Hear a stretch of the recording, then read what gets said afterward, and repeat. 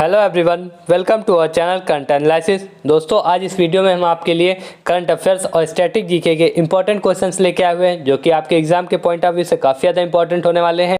दोस्तों, अगर आप किसी भी एग्जाम की तैयारी कर रहे हैं तो यह वीडियो आपके लिए काफ़ी ज़्यादा इंपॉर्टेंट होने वाली है। तो दोस्तों, इस वीडियो को इन तक देखिएगा। अगर सेशन पसंद आता है तो वीडियो को लाइक कीजिएगा और हमारे चैनल करंट एनालिसिस को अभी तक सब्सक्राइब नहीं किया तो चैनल को भी सब्सक्राइब कर लीजिएगा और बेल आइकन को भी प्रेस कर लीजिएगा, ताकि आने वाली हर एक वीडियो की अपडेट आपको मिलती रहे। तो चलिए शुरू करते हैं आज के स्टैटिक जीके के इंपॉर्टेंट क्वेश्चंस को। तो दोस्तों, आज का पहला प्रश्न है कि महाबली के रथ मंदिर का निर्माण किसके द्वारा करवाया गया था।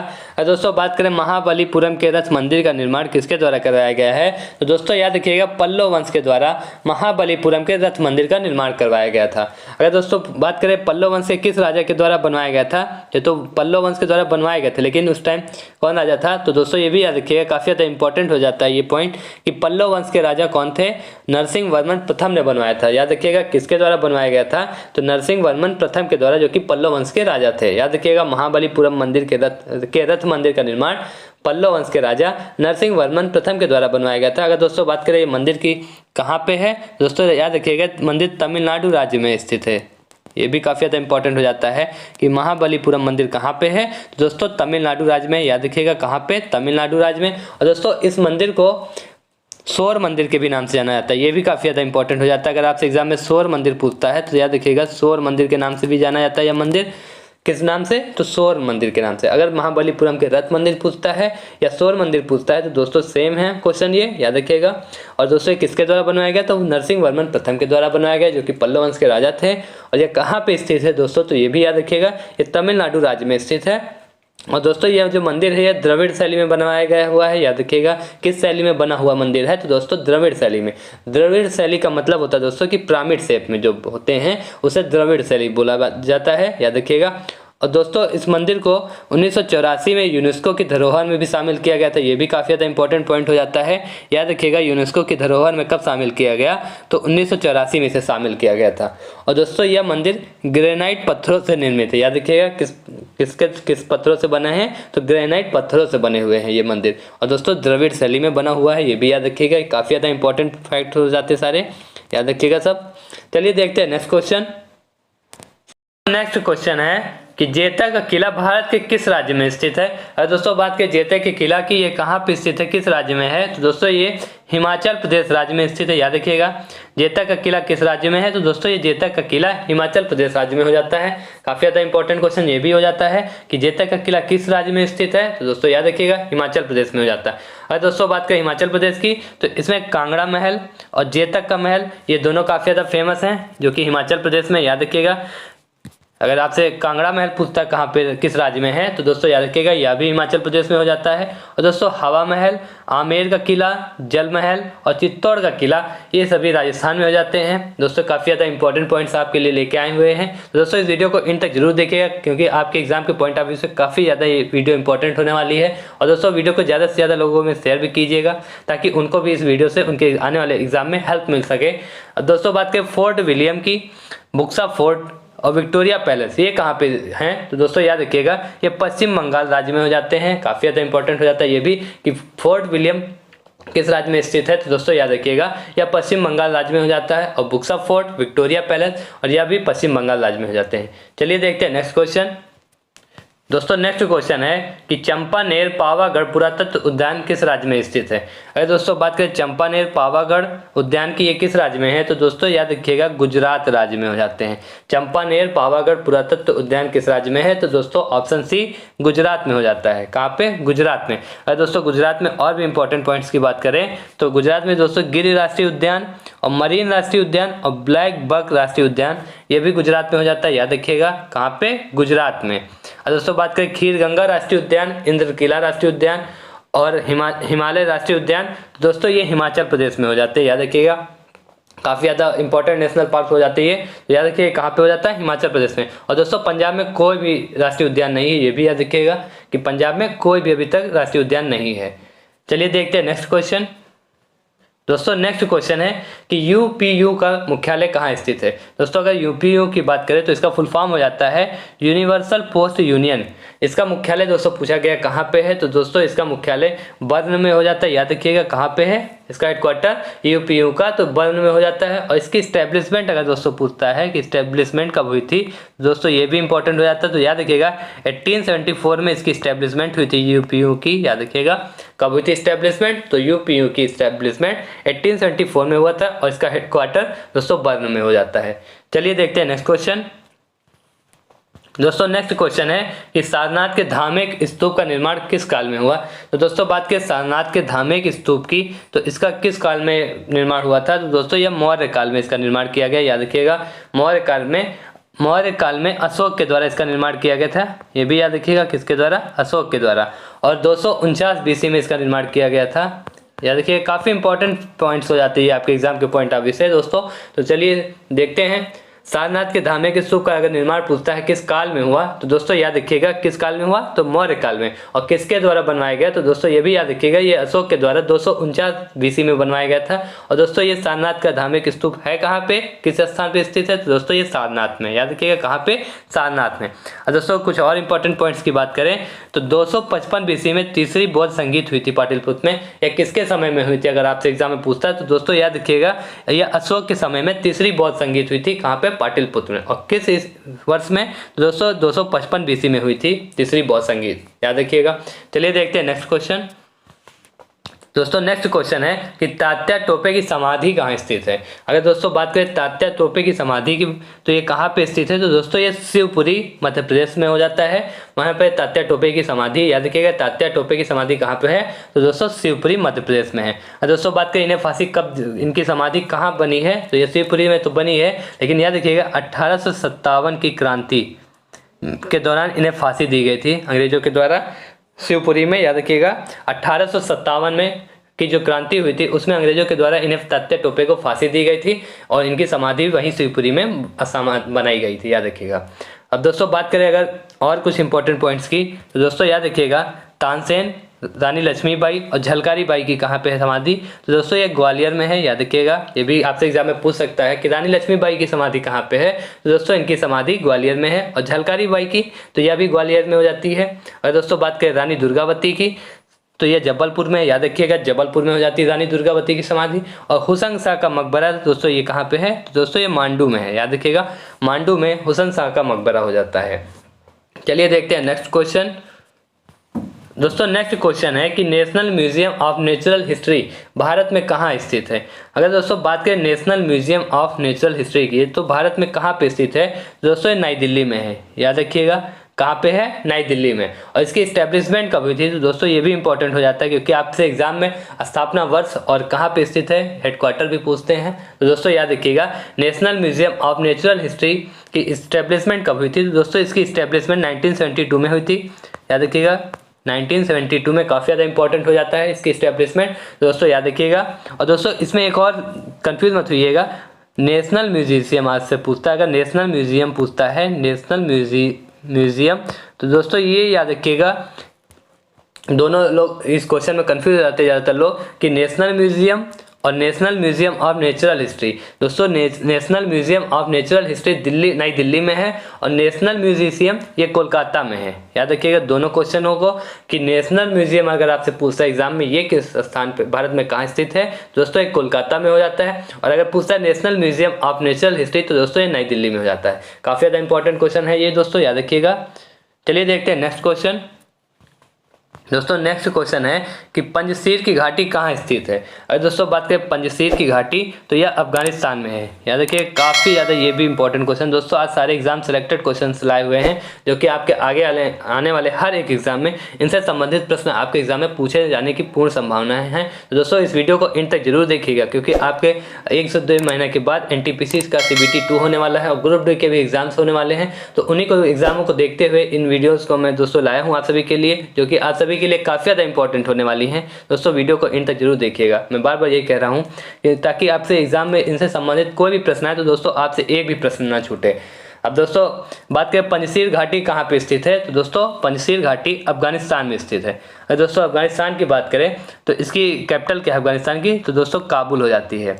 और काबुल में दोस्तों अकबर का भी मकबरा है, ये भी याद रखिएगा। काबुल में दोस्तों काबुल में बाबर का मकबरा है। किसका? बाबर का मकबरा अगर पूछता है कहाँ पे है तो दोस्तों याद रखिएगा काबुल में हो जाता है। और पंजशीर घाटी दोस्तों ये अफगानिस्तान में है और अफगानिस्तान की कैपिटल क्या है तो दोस्तों काबुल हो जाती है। चलिए देखते हैं नेक्स्ट क्वेश्चन। दोस्तों नेक्स्ट क्वेश्चन है कि भारतीय पुरातत्व सर्वेक्षण संस्थान की स्थापना कब की गई थी। अगर दोस्तों बात करें भारतीय पुरातत्व सर्वेक्षण संस्थान की स्थापना की तो इसकी स्थापना कब की गई तो ऑप्शन ए 1861 में भारतीय पुरातत्व सर्वेक्षण संस्थान की स्थापना की गई थी। और दोस्तों इसका मुख्यालय कहाँ पे है तो दोस्तों याद रखिएगा इसका मुख्यालय न्यू दिल्ली में हो जाता है। कहाँ पे? न्यू दिल्ली में इसका मुख्यालय है। और दोस्तों इसके हेड कौन है ये भी जान लेते हैं। इसके हेड वी विद्यावती जी हैं। याद रखिए प्रेजेंट टाइम में प्रमुख कौन हो जाते हैं भारतीय पुरातत्व सर्वेक्षण संस्थान के तो वी विद्यावती जी हो जाते हैं। और इसका मुख्यालय नई दिल्ली में हो जाता है। और स्थापना किस वर्ष हुई थी तो दोस्तों 1861 में हुई थी स्थापना भारतीय पुरातत्व सर्वेक्षण संस्थान की। चलिए देखते हैं नेक्स्ट क्वेश्चन। दोस्तों नेक्स्ट क्वेश्चन है कि ऑपरेशन ब्लैक बोल्ट नामक कार्यक्रम की कब शुरुआत की गई तो दोस्तों बात करें ऑपरेशन ब्लैक बोल्ट की तो दोस्तों इसकी शुरुआत हुई थी 1987 से 88 में। याद रखिएगा ऑपरेशन ब्लैक बोल्ट के कार्यक्रम की शुरुआत कब हुई तो 1987 से 88 में। और दोस्तों यह कार्यक्रम किस लिए चलाया गया था तो दोस्तों शिक्षा को बढ़ावा देने के लिए यह कार्यक्रम चलाया गया था। और दोस्तों बात करें किसके द्वारा तो ये राजीव गांधी के शासनकाल में चलाया गया था ऑपरेशन ब्लैक बोल्ट। याद रखिएगा किसके शासनकाल में अगर पूछता है तो दोस्तों ये भी काफ़ी ज़्यादा इंपॉर्टेंट पॉइंट हो जाता है। किसके शासनकाल में तो दोस्तों राजीव गांधी के शासनकाल में ये चलाया गया था। याद रखिएगा राजीव गांधी के शासनकाल में चलाया गया था ऑपरेशन ब्लैक बोल्ट। और कब शुरू हुआ तो दोस्तों 1987 से 88 में शुरू हुआ था। और दोस्तों ये 7वीं पंचवर्षीय योजना के द्वारा शुरू किया गया था। याद रखिएगा ये भी किस पंचवर्षीय योजना के द्वारा तो 7वीं पंचवर्षीय योजना के द्वारा शुरू किया गया था। ये भी काफ़ी ज़्यादा इंपॉर्टेंट हो जाता है। याद रखिएगा। चलिए देखते हैं नेक्स्ट क्वेश्चन। दोस्तों नेक्स्ट क्वेश्चन है कि निम्नलिखित में से कौन सी एक सदिश राशि है। अगर दोस्तों बात करें वेक्टर क्वांटिटी की इनमें से कौन है एक तो दोस्तों वेलोसिटी ऑप्शन ए वेग ये हमारी एक सदिश राशि है। याद रखिएगा वेलोसिटी जो है वो एक वेक्टर क्वांटिटी हो जाती है। अगर दोस्तों वेक्टर क्वांटिटी की बात करें कि वेक्टर क्वांटिटी होता क्या है तो दोस्तों वेक्टर क्वांटिटी सदिश राशि वे होती हैं जिनमें मैग्नीट्यूड और डायरेक्शन होता है वे वेक्टर क्वांटिटीज मतलब सदिश राशि होती है। और दोस्तों नेक्स्ट क्वेश्चन है कि रासायनिक दृष्टि से सिंदूर क्या है। अगर दोस्तों बात करें रासायनिक दृष्टि से सिंदूर क्या है तो दोस्तों सिंदूर मरकरी सल्फाइड हो जाता है। क्या? Mercury sulphide. याद रखिएगा मरकरी सल्फाइड रासायनिक दृष्टि से सिंदूर ही है। और दोस्तों अगर इसका फार्मूला पूछता है तो याद रखिएगा इसका भी फार्मूला इंपॉर्टेंट हो जाता है HGS मरकरी सल्फाइड जो कि सिंदूर का रासायनिक नाम हो जाता है। याद रखिएगा। चलिए देखते हैं नेक्स्ट क्वेश्चन। दोस्तों नेक्स्ट क्वेश्चन है कि पीलिया किसके संक्रमण के कारण होता है तो दोस्तों पीलिया वायरस के संक्रमण के कारण होता है। याद रखिएगा। और यह कौन सा अंग प्रभावित करती है पीलिया तो दोस्तों यह भी याद रखिएगा ये लीवर को जिसको हम लोग यकृत बोलते हैं यकृत। याद रखिएगा यकृत या लीवर तो ये किसके कारण होता है तो दोस्तों वायरस के कारण होता है। चलिए देखते हैं नेक्स्ट क्वेश्चन। दोस्तों नेक्स्ट क्वेश्चन है कि मानव शरीर में इन्फेक्शन रोकने के लिए कौन सी विटामिन मदद करती है तो दोस्तों बात करें इन्फेक्शन को हमारे शरीर में इन्फेक्शन हो जाता है उसको रोकने के लिए कौन सी विटामिन ज़्यादा मददगार होती है तो दोस्तों विटामिन ए जो कि इन्फेक्शन रोकने के लिए हमारे शरीर में काफ़ी ज़्यादा मददगार होती है। दोस्तों याद रखिएगा। अगर दोस्तों बात करें विटामिन बी और सी और डी की दोस्तों विटामिन बी कई तरह की होती हैं जैसे विटामिन B1 जिससे बेरी रोग होता है। याद रखिएगा बेरी रोग होता है। कौन सा? बेरी। और दोस्तों बात करें विटामिन सी की तो ये एस्कॉर्बिक एसिड होता है। और विटामिन डी की बात करें तो दोस्तों जो रिकेट्स नाम का रोग होता है वो विटामिन डी की कमी से होता है। याद रखिएगा रिकेट्स नामक रोग किस कमी से होता है विटामिन की तो विटामिन डी की कमी से हम लोगों को जो रिकेट्स रोग होता है वो विटामिन डी की कमी के कारण होता है। चलिए देखते हैं नेक्स्ट क्वेश्चन। दोस्तों नेक्स्ट क्वेश्चन है कि वित्त आयोग का गठन कितने अवधि के लिए होता है दोस्तों कितनी अवधि के लिए होता है तो दोस्तों वित्त आयोग का गठन 5 वर्ष की अवधि के लिए होता है। दोस्तों याद रखिएगा। अगर दोस्तों आपसे एग्जाम में पूछता है कि पहली बार वित्त आयोग का गठन कब हुआ था तो दोस्तों ये भी काफ़ी ज़्यादा इंपॉर्टेंट पॉइंट्स हो जाते हैं कि वित्त आयोग का पहली बार का वित्त आयोग का गठन कब हुआ तो दोस्तों याद रखिएगा पहली बार 1951 में हुआ था जो कि 56 तक चला था। 5 वर्ष का इसका कार्यकाल होता है तो दोस्तों 51 से 56 तक। और अध्यक्ष कौन थे तो दोस्तों KC नियोगी जी पहले वित्त आयोग के अध्यक्ष थे। याद रखिएगा अगर आपसे पूछता है पहले वित्त आयोग के अध्यक्ष कौन थे तो दोस्तों KC नियोगी जी ये पहले वित्त आयोग के अध्यक्ष हो जाते हैं। और दोस्तों प्रेजेंट टाइम में 15वां वित्त आयोग चल रहा है, याद रखिएगा। तो और दोस्तों 2020 से 25, ये भी याद रखिएगा, 20 से 25, 2020 से 2025 तक 15वां वित्त आयोग चलेगा, जिसके इस टाइम अध्यक्ष कौन है, तो नंद किशोर सिंह जी 15वें वित्त आयोग के अध्यक्ष हैं। अगर दोस्तों बात करें इसका किस आर्टिकल में, संविधान के किस आर्टिकल में इसका विषय है, तो दोस्तों अनुच्छेद 280 में, संविधान के अनुच्छेद 280 में वित्त आयोग का बारे में बताया गया है। चलिए देखते हैं नेक्स्ट क्वेश्चन। दोस्तों चलिए नेक्स्ट क्वेश्चन देखते हैं। नेक्स्ट क्वेश्चन है कि साउथ पोल पर पहुंचने वाला प्रथम व्यक्ति कौन था। तो दोस्तों बात करें साउथ पोल पे पहुंचने वाले प्रथम व्यक्ति कौन थे, तो दोस्तों ये ऑप्शन डी रोवाल्ड एमर्सन, जो कि पहली बार साउथ पोल पे पहुंचने वाले प्रथम व्यक्ति बने हैं। और दोस्तों ये 1911 में, याद रखिएगा कब पहुंचे थे, 1911 ईस्वी में, याद रखिएगा। ये भी काफ़ी ज़्यादा इंपॉर्टेंट हो जाता है क्योंकि आपसे एग्जाम में वर्ष भी पूछ लेता है। और दोस्तों ये किस देश से थे, ये भी काफ़ी ज़्यादा इंपॉर्टेंट हो जाता है। तो दोस्तों नॉर्वे के देश के थे, याद रखिएगा कहाँ के, नॉर्वे के थे। अगर दोस्तों बात करें उत्तरी ध्रुव पे पहुंचने वाली प्रथम कौन थे, तो दोस्तों ये पियरी थी। कौन, पियरी, ये कि उत्तरी ध्रुव पे पहुंची थी। और ये कब पहुंची थी, 1904 में, याद रखिएगा 1904 में। अगर उत्तरी ध्रुव पूछता है एग्जाम में तो दोस्तों पियरी ऑप्शन हो जाएगा। और कब, 1904 में। और ये किस देश से थी, तो दोस्तों ये ऑस्ट्रेलिया से थी, याद रखिएगा। ये भी काफ़ी ज़्यादा इंपॉर्टेंट हो जाता है क्योंकि आपसे एग्जाम में ये किस देश से संबंधित हैं, किस वर्ष में, या कौन थे, तो ये तीनों तरह से क्वेश्चन आपके एग्जाम में बनते हैं। तो दोस्तों हम इस वीडियो में सब पूरा कुछ डिटेल में कवर करते हुए चल रहे हैं। तो दोस्तों यह वीडियो अगर आपको पसंद आ रहा है तो सेशन को लाइक जरूर कीजिएगा और ज़्यादा से ज़्यादा लोगों को शेयर भी कीजिएगा। चलिए आते हैं अपने पॉइंट पे। तो दोस्तों बात करें साउथ पोल पे पहुंचने वाले प्रथम व्यक्ति कौन थे, तो दोस्तों रोवाल्ड एमर्सन थे, जो कि नॉर्वे देश के थे, याद रखिएगा। अगर दोस्तों एग्जाम में पूछता है उत्तरी ध्रुव पे पहुंचने वाले प्रथम कौन थे, तो पियरी थी, याद रखिएगा। कौन, पियरी, 1904 में। और ये किस देश से थी, तो दोस्तों ऑस्ट्रेलिया से। चलिए देखते हैं नेक्स्ट क्वेश्चन। दोस्तों नेक्स्ट क्वेश्चन है कि मीराबाई चानू को किस वर्ष पद्मश्री पुरस्कार दिया गया। दोस्तों काफ़ी ज़्यादा इंपॉर्टेंट क्वेश्चन ये हो जाता है, इसको मार्क कर लीजिए। ये आपके एग्जाम में जरूर से जरूर इससे संबंधित प्रश्न एक जरूर बनेगा कि मीराबाई चानू को किस वर्ष पद्मश्री पुरस्कार दिया गया। अगर दोस्तों बात करें मीराबाई चानू की, तो ये आप सभी को पता होगा कि 2020 में टोक्यो ओलंपिक में इन्होंने रजत पदक जीता था, याद रखिएगा। 2020 में टोक्यो ओलंपिक में इन्होंने रजत पदक जीता था। और दोस्तों अगर आपसे पूछता है टोक्यो ओलंपिक का आयोजन कहाँ किया गया था, तो ये भी इंपॉर्टेंट हो जाता है, याद रखिएगा टोक्यो में इसका आयोजन किया गया था, याद रखिएगा। और पद्मश्री पुरस्कार कब दिया गया मीराबाई चानू को, तो दोस्तों 2020 में पद्मश्री अवार्ड से इन्हें सम्मानित किया गया। अगर दोस्तों और डिटेल की बात करें तो दोस्तों 2018 में कॉमनवेल्थ गेम में इन्होंने गोल्ड मेडल जीता था, याद रखिएगा। 2018 में कॉमनवेल्थ गेम्स में इन्होंने गोल्ड मेडल जीता था। अगर दोस्तों आपसे एग्जाम में पूछता है कि कॉमनवेल्थ गेम का आयोजन 2018 कॉमनवेल्थ का गेम का आयोजन कहाँ किया गया, तो दोस्तों याद रखिएगा कहाँ पे किया गया था, ऑस्ट्रेलिया में। दोस्तों कॉमनवेल्थ गेम का आयोजन कहाँ पे किया गया था, तो ऑस्ट्रेलिया में। और मीराबाई चानू ने गोल्ड मेडल जीता था।